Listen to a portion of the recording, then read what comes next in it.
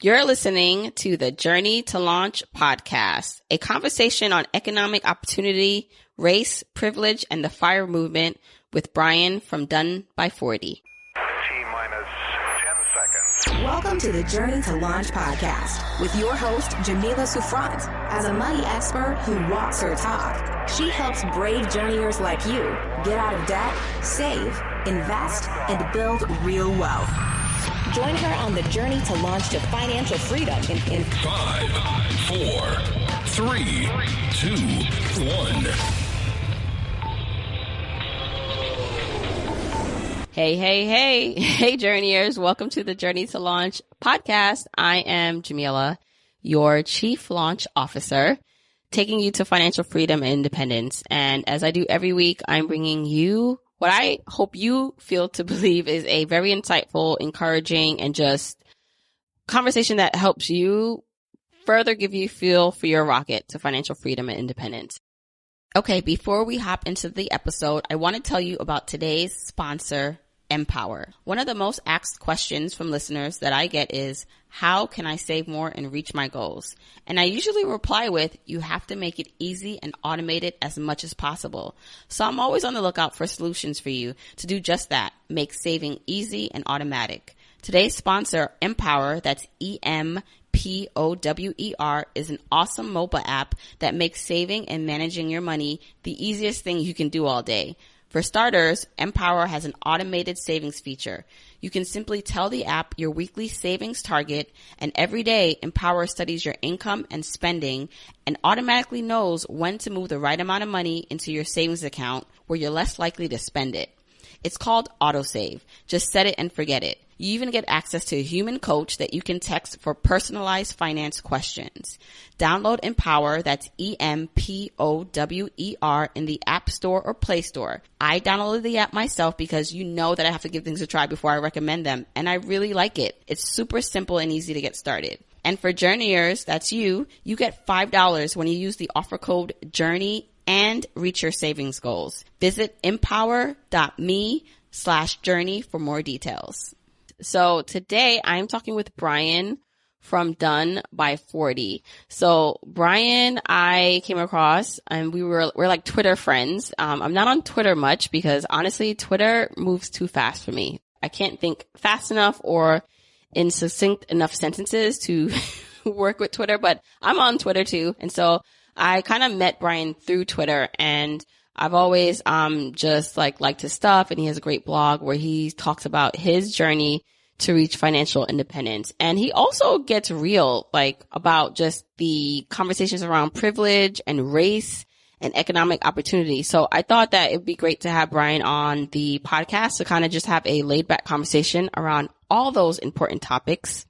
Now, before we hop into just more about the episode, and Brian, you can go to journeytolaunch.com/episode 140 if you want any of the episode show notes. So anything that we talk about, like links to things, you can go to journeytolaunch.com/episode 140. And there you can just find links that we mentioned in the podcast. And as always, if you are enjoying the content, please don't forget to tell a friend to tell a friend. I'm always excited when you tag me on social media or tell me that you share this podcast and the platform Journey to Launch with someone that you care about. So continue to do that.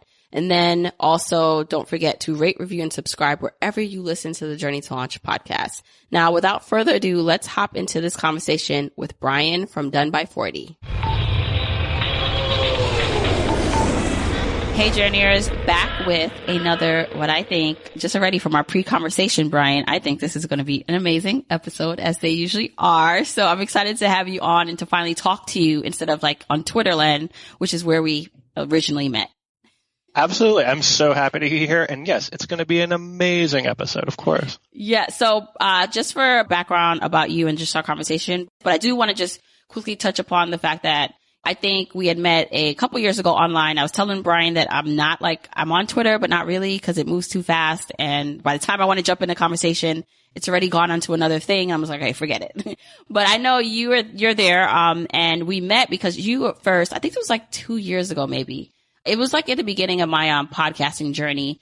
you like had a like diversity and fire discussion, or it was something about diversity. I remember I joined the panel and we were talking about it, and I was like, it was just refreshing that there were people online who were like talking about financial independence and money in a way in which it was looking at all sides and different types of people who were trying to accomplish this, and what may be the factors that may hold them back, or what they would need more of in this community so they can like find themselves and also like succeed. So I thought that was really refreshing, and I'm glad that you're on the podcast now, because I know we're going to get into some good conversations around just like money. Is financial independence possible for the middle class, which is like a huge thing for a lot of people listening. And so I'm excited just to get into it with you. I'm excited too.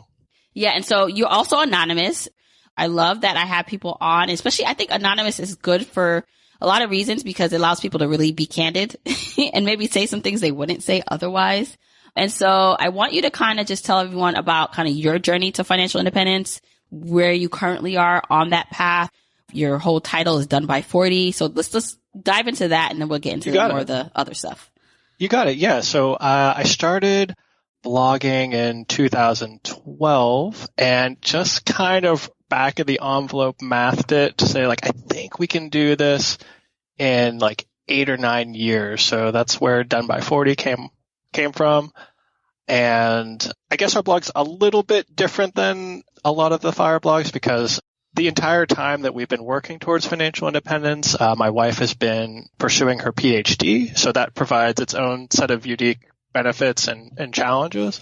We started out as like Dave Ramsey folks, but then after we went through all the baby steps, we realized that it wasn't exactly what we were into, and we weren't really as into Dave personally. So we discovered financial independence. We kind of got into rental properties, and I switched careers. I originally went to school to be a teacher. I worked at a university during the day and got my degree at night, and thought I was going to go into teaching. But after teaching for a hot second, I realized like it's not what I thought it was. And it turns out I like negotiating with suppliers a lot more than I do negotiating with teenagers. So I went back into procurement. That's the field that I'm in right now. And then my wife just got her PhD this May and started her new job yesterday. And that also means that our son started daycare yesterday. So oh, wow. Okay. A lot of changes there. So that's changed we have new expenses, obviously, with the baby and with daycare, and then obviously new income, which is fantastic. So anyway, that's us in a nutshell. We really like traveling. We like playing board games. We like going on walks with our golden retriever. That's us. Yeah. And so where are you now? So you said you started this, in 2012 with the goal that you'd reach financial independence by 40. Is this your whole family's financial independence goal? So yeah, this would be financial independence for all of us. And I guess the way we view it is like all the money that we take in is our money, and then all of our spending is like our spending. But that's just how we do it. We're aiming for financial independence by the last day I'm 40. I kind of gave myself a little wiggle room there. So that would be August of 2021. So we have a little under 2 years, and I think we're on track to do it, touch wood. And so with this goal, right, is the idea that your wife will continue working, or you just wanted to have the option, and it all just depends how you guys feel at that point? Well, I mean, I can't speak for her because she just started work yesterday, and I think, it's so cool. I think that she might like to continue, which I would be totally fine with. I think for me, early retirement is part of the plan, just because, what I really want is more time with family, more time with friends, just spending that quality time with my loved ones. And I think taking out that, 50 hours a week of work is that's part of the equation for me. But if she wanted to keep working, totally fine. It's just so new that it's weird just to say I don't know, but I guess that's all right. Yeah. Yeah. And I guess that's what this journey affords you as you go on. It's just like you can really literally create your own rules once you have these options available to you. Totally. Though I am dreading the internet whenever they find, if she decides to keep working, it's like, oh, I'm not really retired. Oh, yes. The financial independence police, they'll be like, that's not really, yeah. And God forbid you earn any money from anything that you're going to do if you, but yeah, that's whatever. Yeah. So Are you guys like on just the level of, are you frugal? Do you have like a targeted annual spend? Like, for example, so for me, I already know that when we baked in financial independence, part of that actually involved my husband still working. But if he did decide not to want to work, we'd be able to do that too. But it was like based on us like not really living a frugal life in New York City with 3 kids and a mortgage. We wanted to spend money. So what is your financial independent spending look like? Or how, even up to now, like, are you frugal? What's your levers on being able to reach your goals like this? So our spending has gone all over the place over this period of time because we paid off the mortgage on our first house, Dave Ramsey baby steps. And then we were like, oh no, opportunity costs are a thing. So then we took out another mortgage on the house and invested that money. And then same thing we moved to this house and we had a big mortgage and we're like, we'll just keep the mortgage in retirement because it's better to invest that money and earn higher than, the mortgage rate. When we had the mortgage, our spending last year was $53,000, I think. And then we flipped again and paid off the mortgage recently. So now our spending is more in like the 35,000 range, which sounds really low because it is, it's low. It just has a big asterisk by it. You're like, yeah, but there's no mortgage. And people talk about the average budget. Of course, there's rent or a mortgage or whatever. So I like to think of it as like it's a $50,000 budget minus the $15,000 mortgage. Right, so. Right. And when you say you paid off your mortgage, so is that driven from your income? You guys' income that you're like earning a lot of money? And so I guess we're going to get into this because one of the things you said is that you were a teacher and you were like, okay, this is not cutting it. And then you switched to and get your degree in what? So my degree is in English because I wanted to be an English teacher. And when I was working in San Diego, my income was very low. And during that time, I wasn't thinking at all about financial independence. I was thinking about just like paying rent. How long ago was this, if you could remember, like how many years ago? So I worked there for the better part of a decade. It was like 2000 to 2009, I worked it was a public university.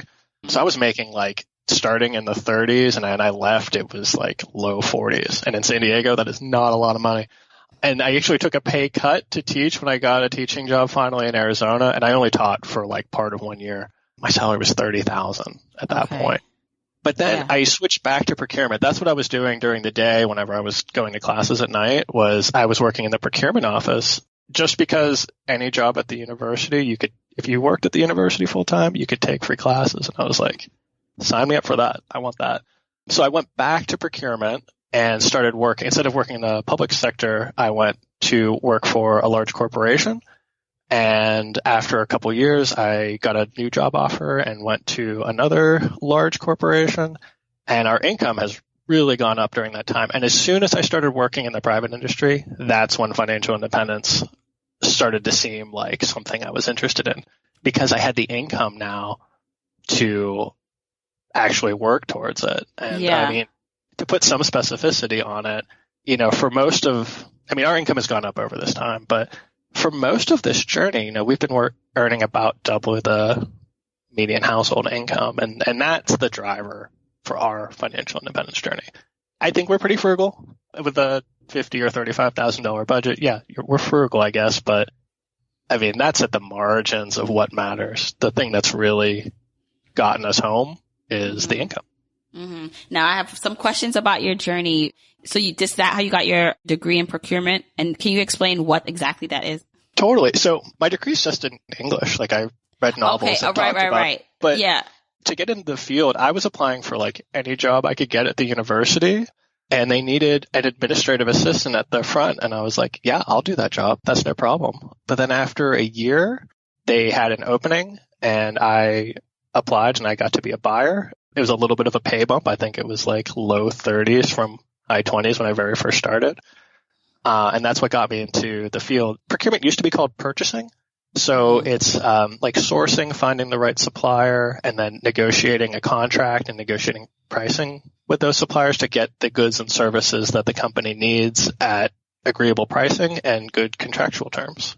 So basically you were able to get a job doing that in the university, and then you're able to leverage that when you started looking for other jobs, but you went into the private sector when you started looking. Absolutely. And my income went that's the thing, like the difference between public and private, I guess I wasn't even really aware of it because when I first started, what I really wanted was to get my degree. And it wasn't so much just about the income. I would have free bachelor's degree. I want to have free teaching credential and classes there. But then when we started looking at financial independence and even just working on the Dave Ramsey steps, we realized what the problem was. I was like, we're not making a lot of money. So this is really hard to do. It's just like, I feel like I've cut the stuff I could cut. I feel like I have found the waste, but it was income. That was income. We were stuck in first gear. Yeah. So it was also seeing opportunities. So how did you know that procurement was a viable way to earn more money? Did you know at the time when you started looking into that job, did you see someone with that job and that was earning a lot more money and said, wow, like that's a viable source? Because a lot of people may be listening and maybe they're also stuck in a more lower paying job and they have some skill sets, right? I think you said you were good at negotiations. That's part of it. You kind of enjoy that. So how did you know that was a possibility? Because some people say, oh, I'm good at negotiations, so maybe I should be like a lawyer, right? Like, how did you know that would be viable? I'll be honest. Whenever I first got into the field, like I said, I was just trying to get any job at the university at all to get the free degree. I wish I could say it was strategic and long-term planning, but I was 20 years old and I had just dropped out of my first college back east and followed a girl out to California and then realized I should probably finish college at some point. Before I worked at the university, I had no car. I just moved to California. I think I had like $1,000 and I walked across the street and I just knocked on the Red Cross's front door and I was like, do you have any positions? And they let me be the admin assistant. It was the Red Cross WIC office, Women, Infants, and Children. And I went into training to do nutrition aid assistance for people in the program. So I did that during the day, and then I worked at Hollywood Video at night. So I was just working 2 jobs to get enough for like a car down payment. Yeah. So then whenever someone told me, hey, you can push a broom at the university, you could get any job at all, and then you get to go to classes for free. So I just started applying left and right, and they gave me that job. So I wish I could say I really thought about it, but it was kind of the first thing I got. And then, well, you did say, so you were teaching though, right? For 10 years, you said? I worked at the university for 10 years in procurement to get my degree and then to get my teaching credential at night. Got it. I went to like halftime to get that. And then when I moved to Arizona, I taught 7th and 8th grade writing for just part of 1 year. But I realized I did student teaching for another year, but I realized almost immediately, I was like, it was so stressful. I was losing weight, not sleeping well. And I was like, it was really tricky, honestly. Like I devoted a lot of time and I thought that was going to be my identity. So it took me a while to kind of come to terms with not being a teacher and going back to, this job that I thought was just going to be this temporary thing. But I've grown to really like it. I like the feeling of like saving our organization money. And I like to think like, I just saved our organization money on this contract. Now we can go use that for other things. I don't know. It always gave me a really good feeling, especially when I was working at the university. I was like, yeah, that money I saved is going to like help us keep tuition down or have the fees not go up as much this year. Yeah, no, I think that's like great. And I think it's hopefully very inspiring for anyone listening who is starting out with a lower paying job. And it also shows like you really thought teaching was going to be your thing. And when you went to try it, like you were like, wait a second, it's not. And this one job, like you just said, that it was just something you were just doing just to get your degree for teaching because you thought that was your path, ended up being the vehicle that's allowed you to hopefully by the time you're 40, right, reach complete financial independence. So I think it's fascinating because some people feel so stuck or they don't see a light, but it's like literally sometimes it's just moving forward, even though you might not know the end result, and looking out for opportunities and keeping your eyes open. That really helps a lot. Absolutely. And I think that if this is not obviously feasible for everyone, but if you can look at universities and click on their staff page and their benefits, it's not that uncommon for staff at a university to be able to take free or drastically reduced classes. It worked for me. Obviously this is not scalable for everyone. Not everyone can work at a university, but it is something to consider. And then I think procurement's a great field. And I think it's something where if you see opportunities for an entry-level buyer or contract manager position, apply. What kind of experience do you need for a job like that, or degrees are they looking for? There are very few colleges that offer a procurement or a supply chain management degree. There are some, but I think it's a wide variety of bachelor's degrees. I do think, I mean, they hired me with just an English degree, and they hired me with no degree whenever I first came in. Obviously, I don't think that you'll come in at necessarily a top wage, but I think it's a good field, and it moved up. And for somebody who maybe got a degree in something that isn't panning out for them, it's something to look into. We do see a lot of attorneys in this field as well, because we work with contracts and we negotiate. So that seems like something where that's a natural transition for people who have a JD and wanted to transition to something else.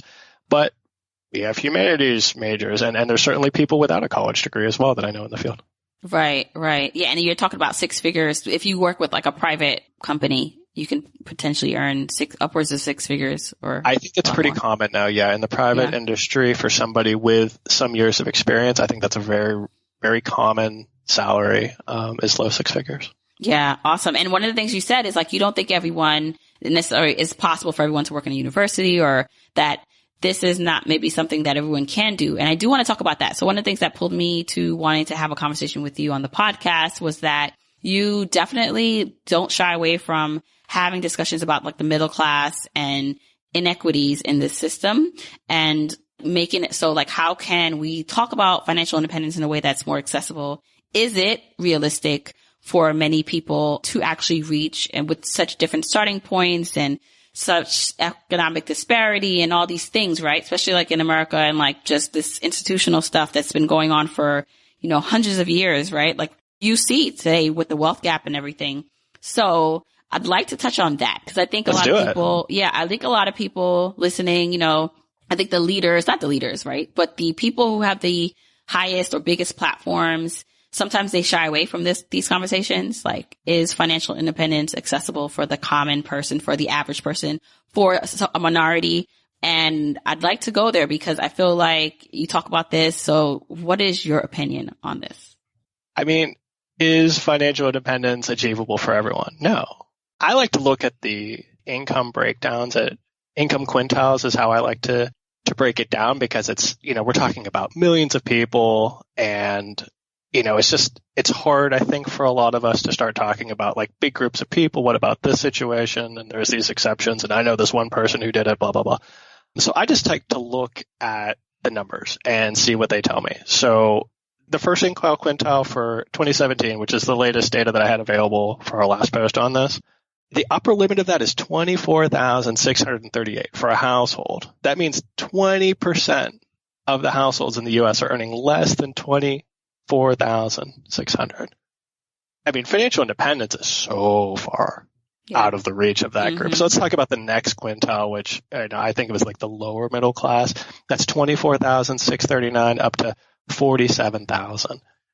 And you look at $47,000, you're like, well, Brian, your budget it's $35,000. So there's that gap there. And I'm like, yeah, but we paid off the mortgage. Like, you have to put housing back in there for everybody. And when you look at 47,000, people are going to say like, oh, well, there's not that many federal income taxes at that rate. I was like, yeah, there aren't, but there's Social Security taxes. There's Medicare taxes. In most states, there's going to be a state income tax. And a lot of the tools that the FIRE community uses to kind of propel themselves forward at such a fast rate are things like maxing out a 401k, maxing out 2 401ks, maybe a 457 and an IRA. Okay.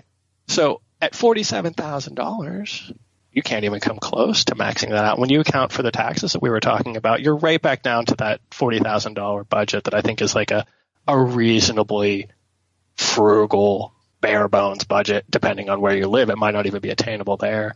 So that's 40% of households in the U.S. that I personally think can't even make progress towards financial independence, let alone actually achieve it in the sort of times that you see publicly available. I feel like it's an open secret in the financial independence community. The one thing that most of us have in common are very high incomes, much higher than average. The median household income, I think, is about mid 60s. And I feel like when you look at the average person achieving FIRE in these states, we're like double that. And that's fine. And I'm not begrudging anyone's success. I'm really not. And I'm in this boat too. But like, if you're not having an average income, how are we so sure that the average person can do what you do? Mm-hmm.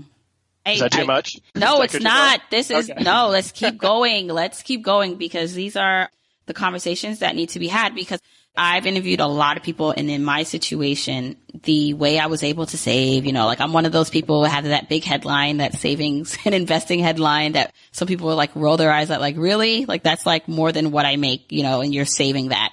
Where I saved 169. Well, we saved, right? That's a big part of it. My husband and I together saved 85 in one year and then like 84 in another year. That was directly because of our income. And everyone that I've spoken to, even if they are frugal and only spend like $30,000 a year, it's because it's like by choice, but they're earning a lot of money to be able to accomplish their goals. So like if they had debt, like pay off that debt, start saving, investing, maxing things out. And so I like agree with you. I think for me, it's like, okay, how can we make this more accessible? So we're going to talk more about what people can do. And I mean, the obvious answer for a lot of people is they need to earn more money.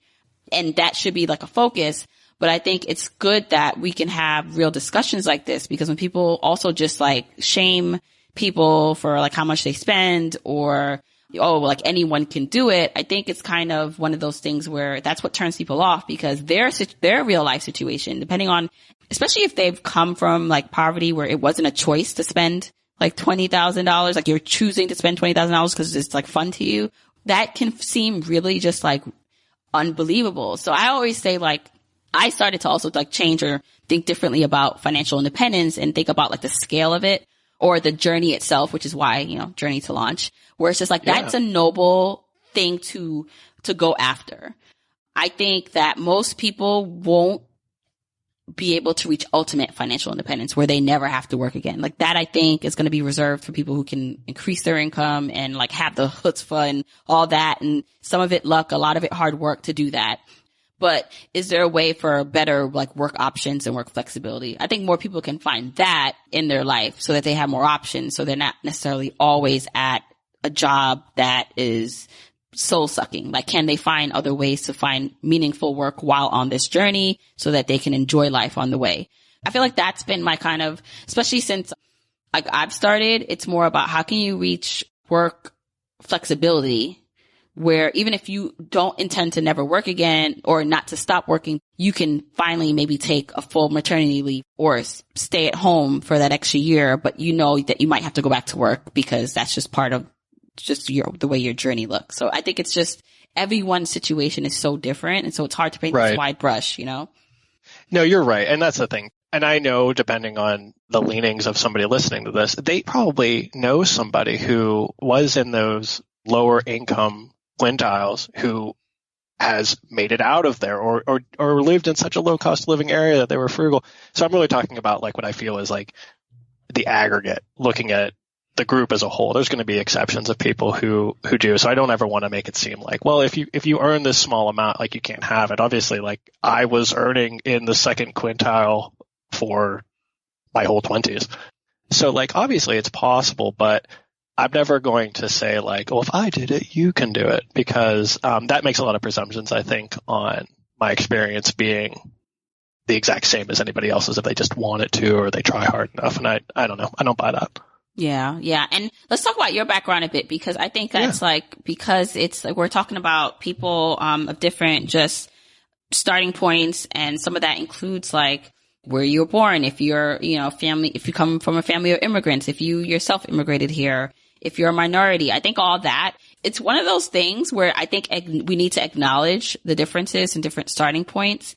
But then for those who want to push past that, if they can, if they have because I think it does take a bit of drive and chutzpah to be able to like push through some of these mental blocks and these actual like institutional blocks, that something else is available for them. But I think it's from your perspective, if you can give a little bit about your background, what shaped your outlook on life? Like, can you talk a little bit about your background and upbringing on this stuff? Yeah, absolutely. So, my mom is Filipino and she immigrated here in the 70s and met my dad in San Francisco. And I was born here, but, I was raised by parents of different backgrounds, and I myself, I'm a mix of, I'm half Asian and I'm half white. And as far as how that shaped me, I grew up in Pittsburgh, and there wasn't like a lot of other people like me there. And there wasn't like a strong community where I grew up in like suburban Pittsburgh.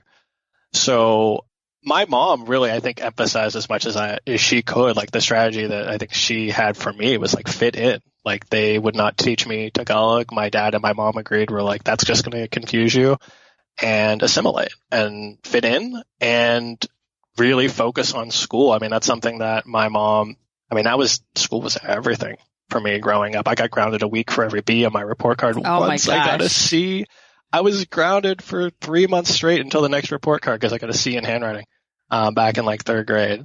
And I think this is common, like we were talking about before, within a lot of immigrant communities, is that education is the path forward. Education is the ladder up. So I think that shaped my worldview a lot. I wanted to be an educator, and I still believe so much in the power of education, but it also is really frustrating to me about how inaccessible education is and how it's not that common. I mean, I think a lot of people with college degrees get this feeling that everyone has a degree. And I've heard that a lot too, like, oh, a bachelor's is so common now, you need to get a graduate degree. I think it's something like 35% of all Americans over the age of 25 have a college degree. It's not that common. About 2/3 of people who are adults don't have that. And cost is certainly part of that. And the failings of our public education system are part of that. And, we're talking about how can we make financial independence more accessible to people? How can we address the fact that large swaths of our population aren't making enough to save for retirement or to just make ends meet? Well, if education is going to be the way out of that, we have to address the fact that we're not sending enough of our students ready to go to college, and we're not making it affordable, and we're frankly not all saving enough or not able to save enough to help our children pay for it. Yeah. And I don't know the answer to that stuff.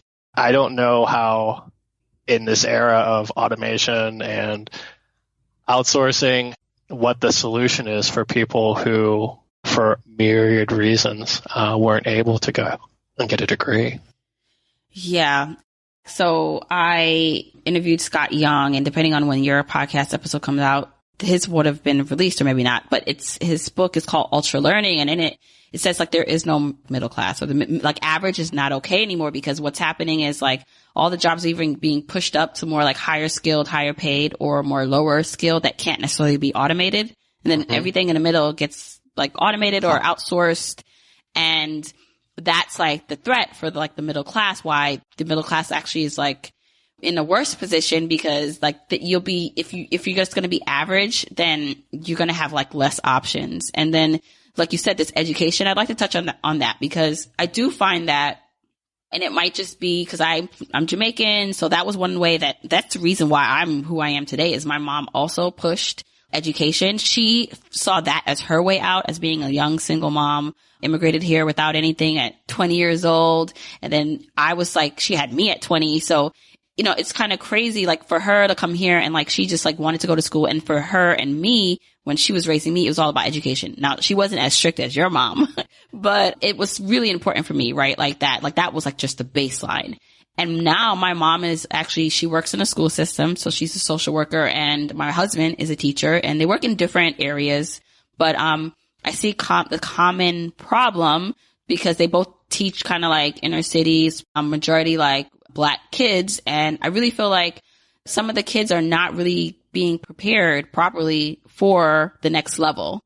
And some of the same things that are supposed to be helping them. So like there's no child left behind and this kind of hand holding, which yes, it's needed in some cases, but it's actually more harmful because they might do well in their respective like class, but by the time they get to the real world, like now it's time to go to college where they don't really do that. Like it's more self-study and you have to be a self-starter and all these things. They're realizing like, wow, like a lot of these kids are not ready. And so I wonder how many kids, like you said, what 1/3 of people or 25% have college degrees? I think it's like a little over that. It's like 35 or 36%. 35. Okay. Yeah. And I wonder how many people like tried to go and either dropped out because they couldn't like do it and or couldn't afford it, right? Like, so there's Absolutely. like these people who attempt it, but for whatever reason can't finish. I think there's just so much. There's so much like going on because I think, like you said, education is like the key. It's like the key to anything, but you also have to be smart about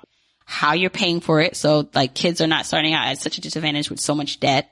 And then it needs to be accessible, but they need to be prepared. Like it can't just be for the sake of getting a degree. You also have to like retain information that you can apply in the real world.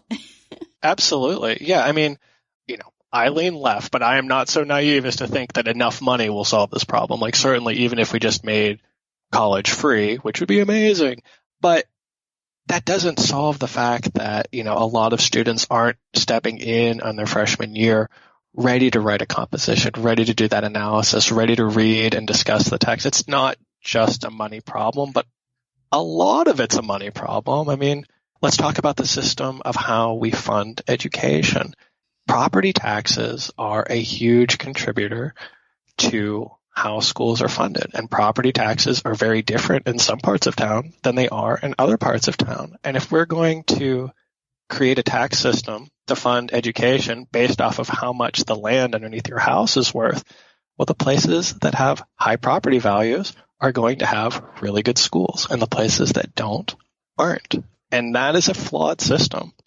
And I've written about this on the blog before that, the policies that we set up and the way that we choose to tax and then distribute those taxes, that matters. It matters a lot because teachers aren't paid a whole lot in this country. And that's a choice. That's a policy choice that we make every election cycle, on how we're going to tax our collective revenue and then what we're going to spend it on. Yeah. And the thing is, it's like there's so many layers, right? And there's no one linchpin that's going to so like you said, solve everything. And while it's not money, it's like, so we have to acknowledge, I always say like when they say money can't buy happiness, they said, but that's if you're shopping in the wrong place. Like money can buy like happiness, like if you're shopping in the right place. And then like I always like to qualify like, yeah, it's not about money, but at a certain point, once you're past, there's diminishing returns on like how much you start making. But I think for so many people who are living at or just surviving, like just trying to pay bills, like that seems ridiculous because they're like, well, yeah, money will solve this problem. If I had enough to pay off this debt and like, pursue this, it would help. And then you do get to a point where simultaneously while working for like, or trying to get more money or earn more, there's just different layers on this wealth thing. Like it's not just earning more. It's a big part of it, but it's also like managing it and like a lot of just, I think mindset stuff, which I know people like, sometimes people just like roll their eyes at, but it's like a big deal. Cause if you don't think you could do something, you're not going to do it. Right. If everyone's telling you you can't do something or you haven't seen it around you. Right. So for a lot of people, they might not have heard about financial independence or it's not even been a possibility.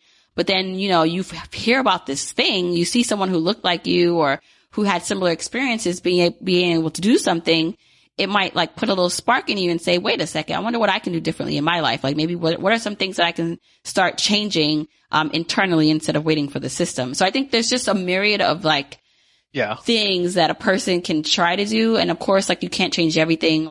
I love this Martin Luther King quote or this thing that he said, it's cruel to tell tell a bootless man to pull himself up from his bootstraps. Like, absolutely.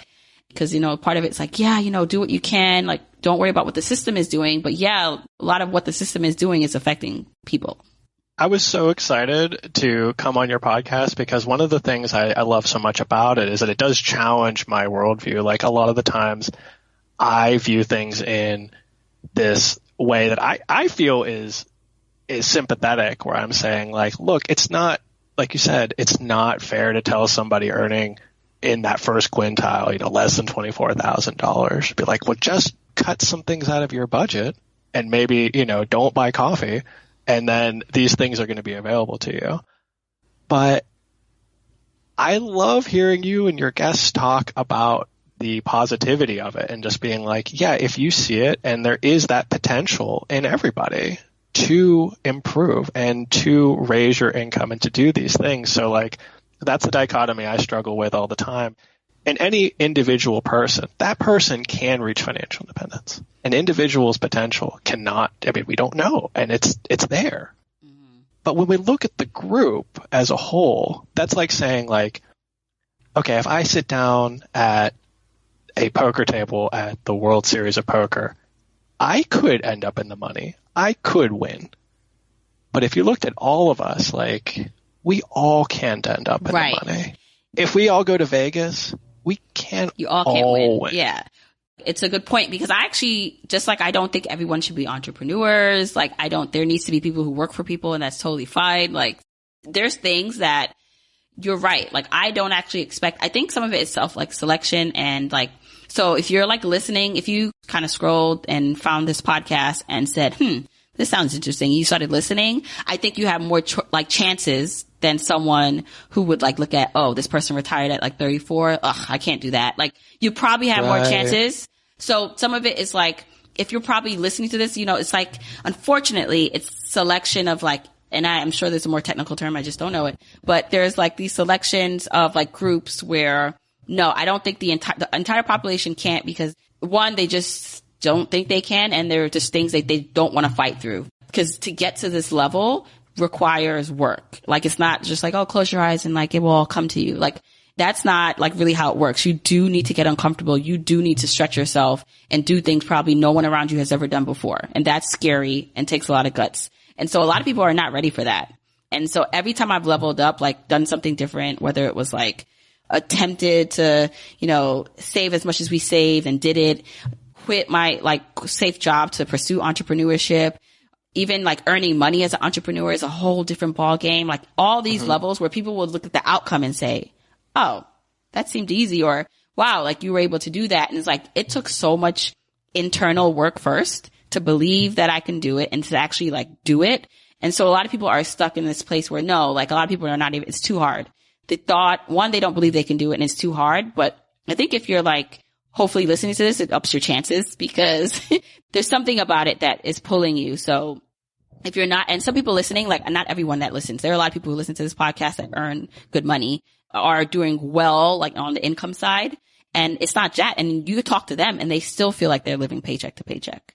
Mm-hmm. So there's like so many like different starting points and blocks and all these things. But I did really want to talk about the middle class part, because I know I have a lot of people doing that. Right? So in the meantime, what can people do? So I know there's like things that, there needs to be some policy changes and things that might overall help. But what are your views? I mean, even speaking to your own experience, because you did it yourself in terms of increasing your income. But what are some things that people who find themselves in this predicament, like, wow, like not making enough, like, or there's these things kind of pushing against me. How can they up their chances to be able to do this? That is such a tough one, because I like thinking about it in terms of making improvements to our system. But obviously the individual is a huge part of that too. So I don't want to do the cliche things here. One, if you're trying to reach for financial independence or even just other goals, like I would like to save a little bit towards my child's education or things like that, you do have to understand how much you're making on a regular basis and then what your bills are and the difference between this. You have to do some tracking. If the problem, like it is for a lot of people, like you're not making enough income, I think there are some things that we did that helped. When we were living in San Diego, my wife and I never had our own place, ever. We would rent a room in a house. When we moved here to Arizona, we were just used to it. Neither one of us had ever had our own place. So we rent our first house at 1,276 square feet. how on earth could 2 people take up all this space? Should we rent out 1 bedroom or 2? And we rented out a bedroom and then used that income to accelerate our plans. And at that point was paying down the mortgage. That's something that I think sharing your housing expenses, we still drive like an 06 Toyota. We could upgrade the car, but we still really like it and it runs and I think it's great. So we haven't. I mean, obviously we could afford it. So things like that are helpful. But the whole time I'm saying these things, I just feel like bad because the reality is that like I'm talking about these like frugal hacks and honestly, people who are lower income are probably way better at frugality than me. You know, their income dictates they have to be. Can I just jump in? Because you said, and I forgot where I heard this, but why some people roll their eyes at financial independence or like all these hacks is like, are you kidding me? Like we've been doing this for years, like in terms of like sharing a room with their family members or like not even having money to have a car. So it's just like, you're basically taking like what poor and like, they're appropriating like you're appropriate like because you're just like, oh, I'm doing this is cool, and it's like, no, like hello, like we have to do this and they're so clueless about it too. Like they think that they discovered it. They're like, let me tell you about this thing I figured out. But again, it's like that side of the expenses that you're managing, and it's like that other side that like the income. Like that's why I feel like more of my stuff is going to be definitely focused more on income, increasing income as like on my journey, because I know that's the thing. And a lot of that starts from like seeing opportunities where there are none. And like there are some people right now who have the opportunity to reach some of their goals by doing some of what you said. But that is very uncomfortable because they're working hard, they're used to this life, or they're used to this thing. The other thing that comes up is that a lot of us, if we come from poverty or we know families that had poverty and didn't have much, it's kind of just like, so essentially like we worked this hard for us to like stay in the same place. That's what it feels like for some people because, you know, like you're supposed to do better. You're supposed to show that you're doing better. Like, and then now it just looks like you're doing like what my grandmother did when like they didn't have, you know, well, this is like back in Jamaica, like, you know, they didn't have running water all the time and they didn't have these things these luxuries that we have now. That's what it seems like for some people. That's why sometimes I feel like it's so hard because especially what I've realized when you've worked hard or you feel like you tie up your outer worth with kind of like material stuff, and it's not like a dig or anything bad, but it's almost just like you want to show that you made it. It feels good to maybe buy something that a few years ago you wouldn't be able to buy, or buy something maybe generations ago they wouldn't even like let you in the store. So I think some of that is kind of like I'm showing like I can afford this now and it feels good. And it's a very convoluted or just, it's hard for some people because I get it. I totally get it. Cause I remember I got my first luxury car. I had like a BMW in my 20s. This is when I was like living life. And I felt like I arrived. I was living in Dumbo in New York City. And I was like, I'm going to get a nice car. And I was like the only like Black person in the building. And I'm like, I have to show like I am like, I've arrived, right? Like that was part of it too. Because if I felt so prideful. And it was just like, I know you maybe never seen someone like you never thought that I could be here and do this, but I'm showing you that I can and doing it in style. And I feel like, not to say that's what everyone's doing, but I think some of that is that kind of like, I'm going to show you that I'm just as, you know, worth it as you are kind of thing. Absolutely. And I think, personally, I think that's valid. I think that stuff, I hate spending shaming. It is a pet peeve of mine. You know, money's fungible. It doesn't matter what you spend it on.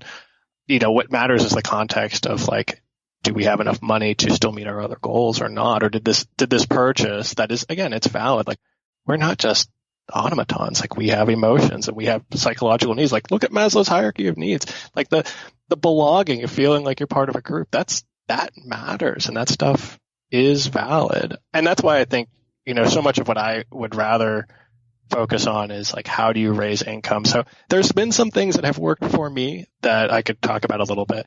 My biggest changes in income have come when I have left an employer. Sticking with an employer for me has resulted in very small raises and mediocre bonuses. But whenever I have looked outside, the raise I got in between my jobs, that's what's driven me. Like we were talking about before with education, it's so key that the different average salaries between someone with a bachelor's degree and someone who does not have a bachelor's degree or just has some college are very stark. I think the number that I've seen is $1 million over a working career. And that's compounded by the fact that college graduates fare so much better during recessions, and one's coming. So I'm one of the few people who would say, like, the number one debt that I think people should be open to taking on is student loan debt. I think it's a good deal, even at these inflated prices. If it's the only way that you're going to be able to get the degree, and please get the degree, do it. Don't let the cost be the thing that kept you from going and studying something that you're passionate about, to go after a career that you're passionate about. And in my experience, even pursuing a career that didn't end up being my ultimate career, that degree has opened up so many doors, has got me past it. When applying for jobs, things that have helped me, look at the job description, look for keywords. There are a lot of companies that will use a software to do the initial cut down on resumes. And things from your experience, not everything can fit on that one page easily. So look through the job description, find the things that, oh, I have done that, or yeah, I did achieve that on that one project, and alter your resume to call that out, to say, like, I have that experience. It's going to help with that software first pass. It's going to help with the HR person and with the hiring manager looking at that. And it's going to make you highlight the parts of your experience that are really relevant. And then something I would recommend to a lot of people, show your resume to somebody else.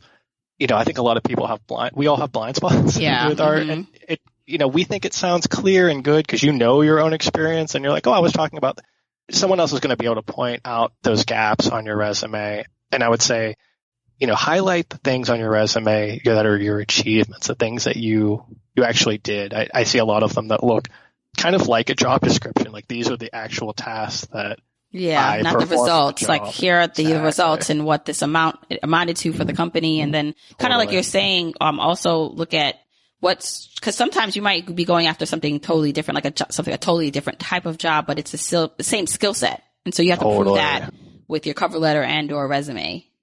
Absolutely. While I don't agree with everything in the book, 48 Days to the Work You Love has been a book that I will recommend to people when they're in a job search, and a lot of this advice comes straight out of there. So, what is the name of that again? I will add that to the episode show notes. 48 Days to the Work You Love. And even though it has like some pretty strong religious messages within it, I have found that the career advice to be really sound.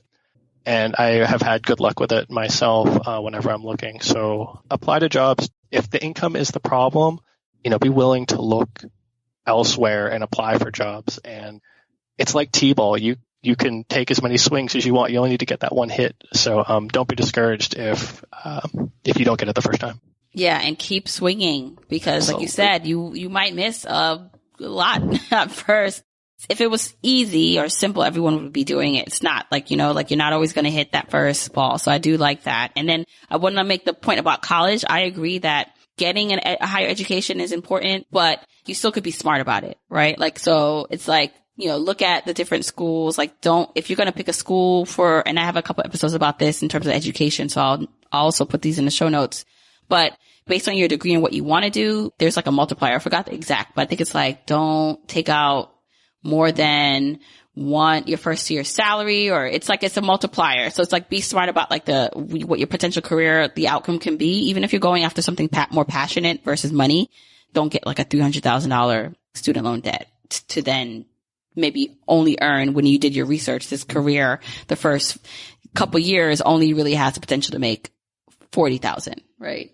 Right. I mean, it's tough. I personally feel like if there's something that you love, I mean, I got a degree in English. I went to a private school for the first 2 years, dropped out, and then graduated from a state school. So I had my debt from the expensive school, and I didn't even get the degree there. And it did happen to work out. I don't know if that's going to be everyone's experience. I think it is good, obviously, to minimize the debt, certainly. But I don't know. I feel like people should pursue the thing that they want to. I mean, these are very young people, and I'm just a big believer generally in the degree. I totally agree. I don't think that $300,000. Oh, is that what's happening now? Is that common? Well, I heard that's not no. I'm being very but I know there are people with over 100,000, and like, it's not even, you would expect maybe that with a medical degree or a lawyer, Right. but that is not even that. And they have that much debt. Yeah, that's rough. I mean, obviously we're talking about like things that individuals can do, but I feel like there's so many more opportunities for like policy and for like changes to the system to like make that better, because I mean, these are very young people that we're giving that sort of debt to. Man, oh man, that's got to be tough starting out like that. Like I think when I left my school after 2 years, I had like just under $30,000 of debt from just the 2 years. Yeah. And then I went and, like I said, I transferred in and started working at a different school in California. But I mean, that seems like nothing now, doesn't it? Yeah. Well, and my debt, so when I graduated, I think my student loan debt was in the 20s also. It was like 25. So again, was reasonable, especially for the amount of money I was making. When I graduated from college, I started making $55,000 a year, and I grew it to six figures over time being with that company. But awesome. It was something I can manage, right? Whereas some people, like, their whole entire, or a lot of their paycheck is going to that. I think too, what's going to happen for a lot of people is that our kids, so the generation after us, unfortunately, we are this generation that we're lucky to get to kind of escape it without too much student loan debt, even though we had it. But for a lot of people who had experienced this, and if they're having children, they are hopefully guiding their children differently in how to make choices and how much debt to take on. And so those conversations, even though it's like a crime to even give this much leeway and like to let this happen with some of these kids if they don't have any guidance, but hopefully a lot of the parents, so I know for me, like my kids are going to be so much more equipped with my guidance in helping them decide what school is best and how can I help them? And what comes to the point where they need to like help themselves, but think about how much loans you're going to take. Like those conversations did not happen in a lot of households, and hopefully they're going to happen a lot now. Yeah, I'm hopeful, and I think you're doing such good work here and getting good advice out there. And I'm hoping that things get better for all of us. I think that's what's missing a lot from like the dialogue about this stuff. It's like, yeah, I mean, obviously, you and your family, that's got to come first. But like, we're all in this together. Like we're a society, and like, we have to always be thinking about like what's going to help those of us who really need that, because we're in this together, man. Yeah.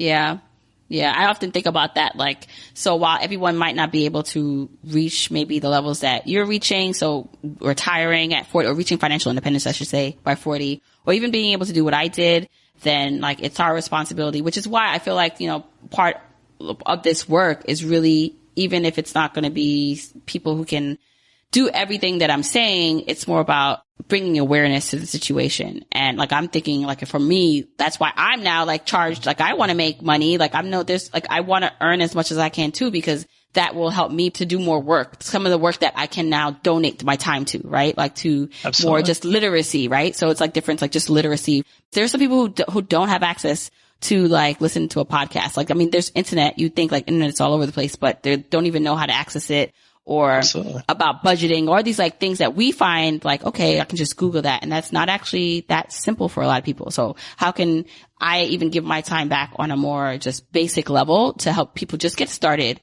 so that they have a better chance at least of doing this? Absolutely. And I love that idea of like just giving them a better chance. And I heard a really interesting book a while ago, Thinking in Bets by Annie Duke. And it's like now I see everything within this framework, which is that, all of our outcomes, our decisions are part like skill and effort, and it's part luck. And both those things are like totally always in play. And something that we should be thinking of is like, how do we give people a better chance? Like you say, like, all right, luck's going to play a role in this. Like maybe you were born in a specific neighborhood. Maybe your home didn't have a really high income growing up. That's the luck part of that situation. How do we give people a better chance? Is that a guarantee that things are going to get better? No. Mm-hmm. But I mean, yeah. It helps. Yeah.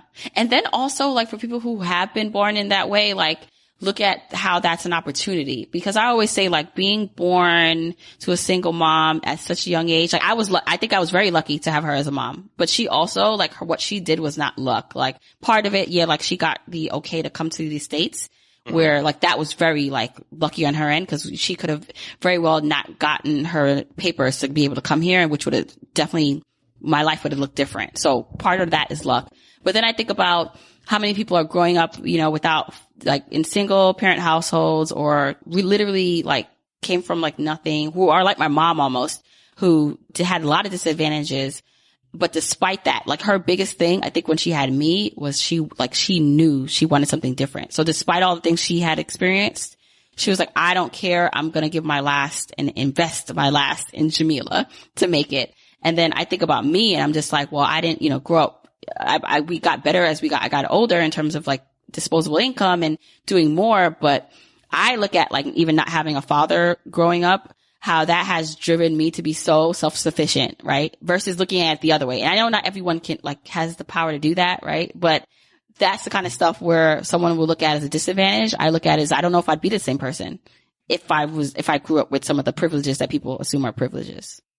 I mean, that's true. You never know how those things are going to impact us. I mean, that's truth. But like when I think about my mom, also an immigrant, and like she got very lucky compared to her brothers and sisters. She was one of 9. I think three of her siblings are now in the US. I mean, that's a huge break. But I remember whenever I got my job when I first transitioned out of teaching and I was working at this corporation, she's like, how much is the salary? And I told her, you know, it was in the 60s at the time, which was, you know, it was a huge break for me. And she was so happy for me. She told me, she's like, Brian, my whole life I've been trying to get that sort of number. Like all through my 20s, I never made $20,000. All through my 30s, I never made $30,000. My 40s, I never made $40,000. My 50s, I never made $50,000, not once. And then when she was in her 60s, she was working at a bank and she just hustled with like loan applications and she got some incentives and bonuses. And she's like, finally, 1 year in my 60s, I made over $60,000. I was so happy. It's like, I've been wanting to get my whole time. I started crying, Jamila. Because I mean, in this career change where I felt like I was giving up on teaching, I was feeling sorry for myself. Now I'm selling out and going to this job. And like, it's this number that my mom had to work her whole life to get. And I'm like feeling kind of like meh about it, you know? And my mom raised me, and she has faced discrimination as a woman and as an immigrant who's always going to have like a thick accent, and it has always shown up in like her income. But like you said, I mean, that's the thing, and then that makes her, and that makes me, and there are like obviously advantages to that too. But I see like just the discrimination. Yeah, some of it you can't get like past, even if you will it. Especially our parents who had less resources available to them and examples, right? Or people helping them like the way that nowadays there's a little bit more access. It's just more about pointing people to those resources. Yeah. Totally. I feel like she worked so much harder than I did. Yeah. And here I am kind of like, yeah, I work hard, but like not like my mom worked hard. Yeah. Like there's that too. There's that guilt. I think there's a lot of guilt too that comes with, having money and earning, even though that's what we want. If you're the only one or you're one of a few that have, and then you see, like you can probably see or know people in your family. I know people in my family where, you know, I can see where maybe they can do different things differently for sure. That's for sure. But I can also see how hard they worked. And so it's just like, oh, wow, like why me? Like I kind of know, like I feel like, aren't we all supposed to like be able to have the same access or these same things? But why is it that some people are able to do this and some people it just seems like they just keep getting the short end of the stick? And I don't know. I guess it's more the optimist in me is that while I do believe it's outside sources, a lot of it is internal, but sometimes for so many people, if you keep getting beaten down, like it's hard to fight through that and to keep going, right? I keep saying, keep swinging, you know, you're not going to hit it each time, but there's some people where it's like, I'm tired of swinging. Like I don't want to swing anymore. Yeah. I would like to make it easier for people who've had a bad run of luck. You know what I mean? Like that's all I'm really hoping for, and what I try to write about on the blog is just like, yeah, I'm not arguing for some sort of like perfect world here, but like, can we just make it like a little bit fair? Could we like help a little bit more to these people who've had a bad run? Why not make it more fair? Yeah. Why not make FIRE like more accessible to people? What's the problem with these people who are earning, these families who are earning very little of like changing policy. Why not raise the minimum wage? Help a little bit. What's $15 an hour? Come on. Yeah. Wow. So this has been great. I really hope everyone else has enjoyed this conversation as much as I did. So Brian, tell everyone where they can find you. I'll also get some links from some of your stuff so I can put in the show notes, but just tell people where they can find you and where they can just learn more about your journey. Well, I'm at doneby40.com. You can find me on Twitter. It's at doneby40 with underscores in between each word. And that's where I'm at. Awesome. Awesome. Thanks so much, Brian. It's been great. Thank you so much for having me. This was fun. I really hope you enjoyed that conversation that Brian and I had. And, you know, it's really important that we just are able to have these kind of conversations, especially in the personal finance space, where sometimes you find people get so hung up on acknowledging privilege or like the realities. Like just because you're not living like this life or you have not come from a place doesn't mean you can't empathize, right? And try to see a point of view from someone else. And so I'm just excited to be able to bring this conversation to you. So tell me what stood out for you, if you had any aha moments or places where you were nodding your head, or maybe you disagreed. I don't know. Tag me on social media. Let us know. You can tag me at Journey to Launch on Instagram, Twitter, or Facebook. But then if you want any of the episode show notes to find out how you can get in touch with me, of course, or Brian, go to the episode show notes at journeytolaunch.com/episode 140. Now, if you are enjoying this podcast, I haven't done this in a while, but I'm going to actually read a podcast review. So on Apple Podcasts, if you listen to this and have an Apple iPhone, then you can subscribe and listen to this in Apple Podcasts. And I always say, if you're doing that, then if you can leave me a review, that's awesome, because I read every one. And my goal is to actually get to 1,000 reviews. By the time that I'm recording this, I believe we're at 848 ratings and reviews, which is awesome. So I really appreciate everyone who's took the time to leave me a review. I did want to read one review for you guys, just as a thanks to the person who left it. So this review is from Hopeful Reality. Hopeful Reality says, I listen to this podcast every Wednesday morning during my commute to work. The knowledge shared from Jamila and guests featured on the podcast is invaluable. As I am on my journey to debt freedom, the content here provides perspective and insight I honestly don't know where I could have learned. Thank you so much, Hopeful Reality. And I love that you listen to this on your commute. I used to do that too when I had my commute. So continue to do that. This is like the best thing to do if you're in your car, is to make it your learning/inspiration time. So happy to be able to share this information with you.